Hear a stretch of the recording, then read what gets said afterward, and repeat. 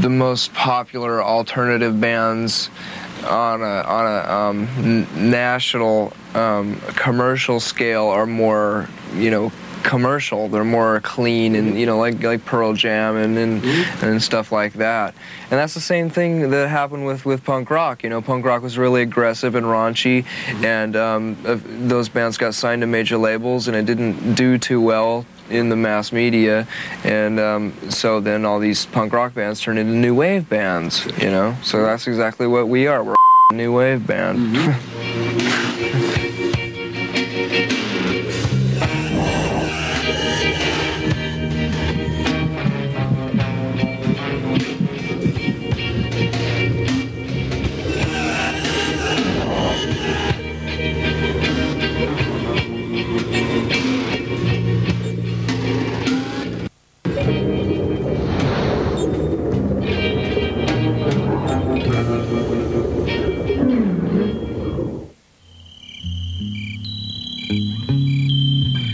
In Massachusetts with the Kennedy. It's the strangest thing.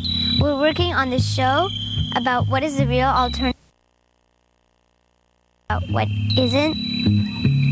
And this man who'd been to there, he came and he just said, hide.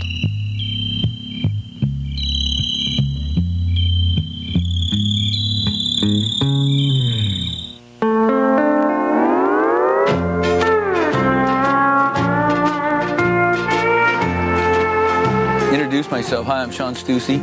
I've always, since I was real young, 12 or 13 years old, made surfboards. And in 1979, scrawled that Stussy logo, which was really like punky in the day, As a result, the name kind of got popular in the surf community amongst the guys that knew what time it was. And so I'd print Stussy on the front of t-shirts and sweatshirts. So that was it for a couple of years.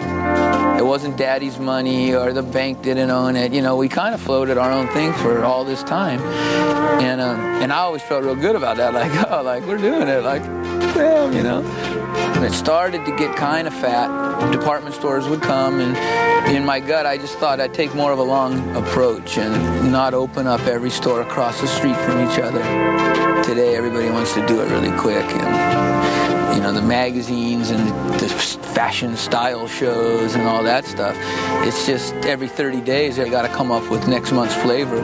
You just got to deal with the cards that are dealt to you, And it's like when you got your little glimmer of hope, it's like you're headed for Mount Zion. You're just walking straight ahead to the blissful land. And to get there, you got to deal with Babylon all along the way, and that's where you get all screwed up.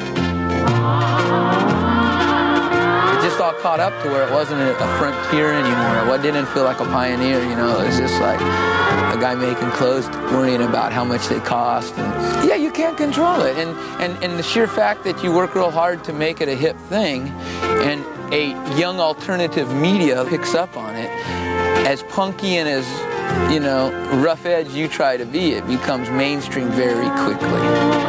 Alternative is now just a key word. It's now not Gen X or baby boomers, which it was, it's just a commercial word.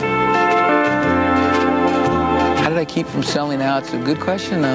Just didn't bow down, and didn't jump through anybody's hoops. If it didn't feel right, we didn't do it, no matter how much money was attached or how quick we could have been a little bit cooler, a little bit fatter, I've kind of retired, yeah. It just was time, We had our boy, and it was like, I don't want to look up and be 60 years old and be, what, you want nits? We got nits. I think I am the common man who just got spit out the other end with everything intact, I didn't kowtow to the man, Semi-wealthy hippie sounds real good to me for the next 10 years. And watch my kids grow up and go surf, Some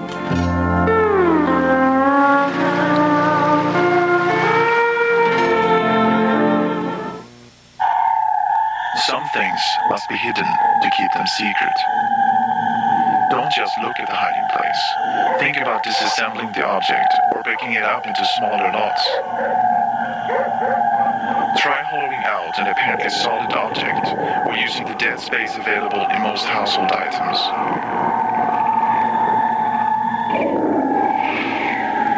Use a decoy so that what you've hidden stays secret.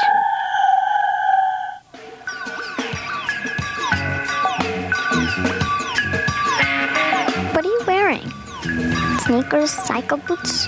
Does your t-shirt have a name on it? There are people going around putting labels on your clothes. Grunge, hip-hop, they call it fashion. And it means you have to pay more for what you're already wearing. It's like a tax for being young.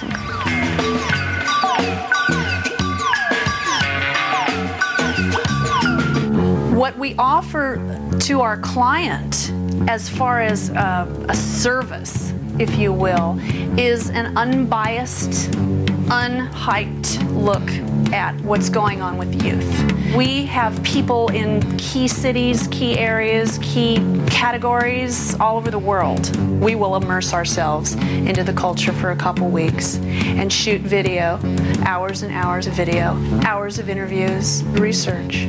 For instance, if a car company, a food and beverage company, a fashion company would look at some of our material, they can extract information that helps them understand what's going on and perhaps maybe has a better understanding of how to market to a person. One way of rebelling is like when everybody's wearing tight jeans, wear big jeans. When everybody's wearing no sideburns, they'll grow their sideburns long. Today, consumers are much, much more hip. They're much more savvy about marketing messages, about being merchandised too. Well, I'm wearing kind of a grunge outfit. What makes it grunge? Well, there's a lot of plaid. Can we look to a father of grunge? Is there such a thing as a father of grunge? I would say absolutely no, there is not. What Popeye offers is sort of an immersion into the culture. It's a total immersion into a culture that could indeed be very alien to, say, a corporate person. Again, what we do is we guide our clients to the culture. Grunge is even in the Random House dictionary, by the way, as a way of dressing. I looked it up.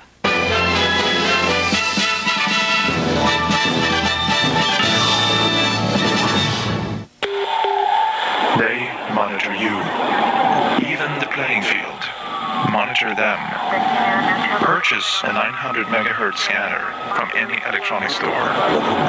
Put the scanner in surf scan mode and explore each of these frequency ranges.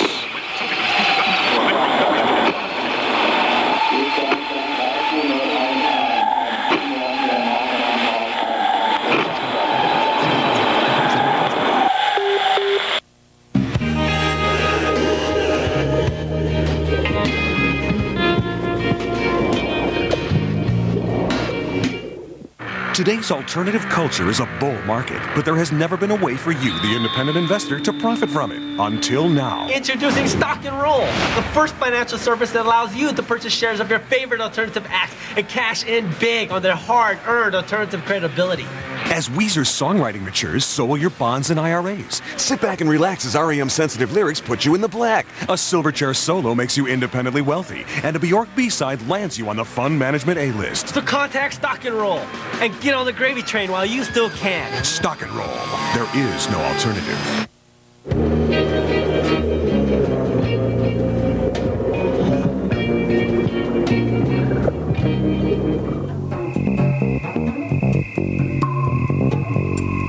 Why are there drive-bys in Arkansas? Why are kids throwing signs in Peoria? It's like everyone wants to be from the same place, but nobody's actually been there. Maybe it's a secret place. Maybe we could take you there.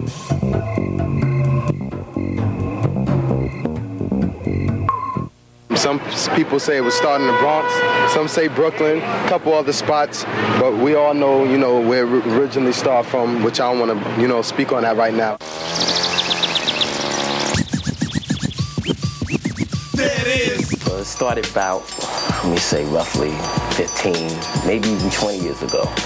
My father and mother used to ship me out to get some fresh air, sit me around some white kids. It was me, Flash, Kool Herc, Melly Mel. We went on this bus, the school bus, and we got shipped out, to the suburbs to make us social. And we went to this guy named Tommy Ferguson's house. Tommy was, kind of an outsider. He kind of had his own thing going on, even in our family. And I think like everybody came to our house because they can pretty much do what they wanted. They was having a pool party, right, for their little Shriners Club. And Tommy's mother wanted some music, so Tommy said, well, I'll make the music for you, Mommy. So he went and got these turntables. He was playing around with his mother's stereo, but then something happened. We were all eating meatball sandwiches, you know, as we do, and a meatball fell onto the record. It was really strange. And so I was trying to like wipe off the sauce off of, you know, ABBA's Greatest Hits. The needles start skipping, right? So Tommy like grabbed the record and he dragged it. And it said, woof. Then he let it go first. It said, woof. But the way he did it, the stylist got caught in the groove and he did it on the beat. And it was like, take a chance, take a chance, take a chance on me.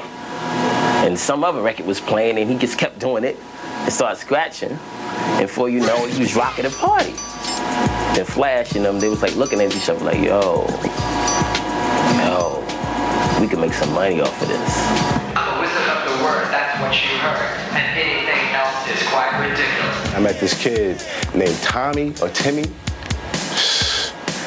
Oh no, this is a white boy in the suburbs. And I didn't know about this, but like from like, I think 79 to like 87 when I started hanging out in the suburbs, he was just rocking parties, man, doing some ill, I mean, all of this dude was doing this, I think in 82, in the suburbs.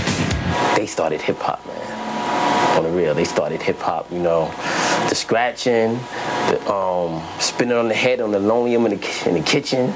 The clock wearing thing started basically right here. I was just wearing clocks since like 1979 in school, and I started out, I was like wearing first a shower clock and then bigger clocks.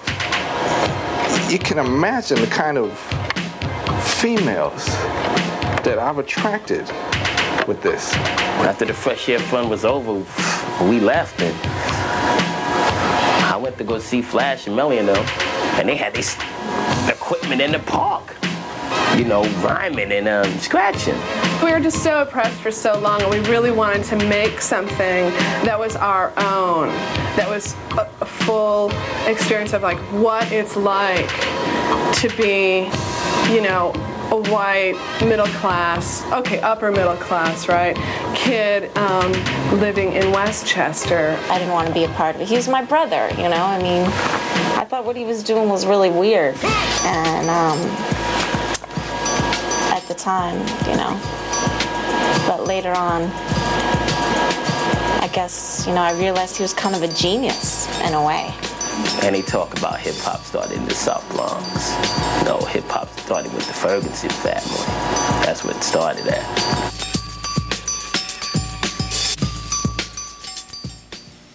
Dumpster diving can provide maximum profit for minimum effort. Check college campuses. Fall, summer, and Christmas breaks can provide complete wardrobes and furnishings. Look for moving vans in residential areas. You can find potted plants, working appliances, and whole boxes of half-used toiletry items left behind. Hit bookstores at the end of the week for news magazines and at the end of the month for everything else. Grab seal boxes first.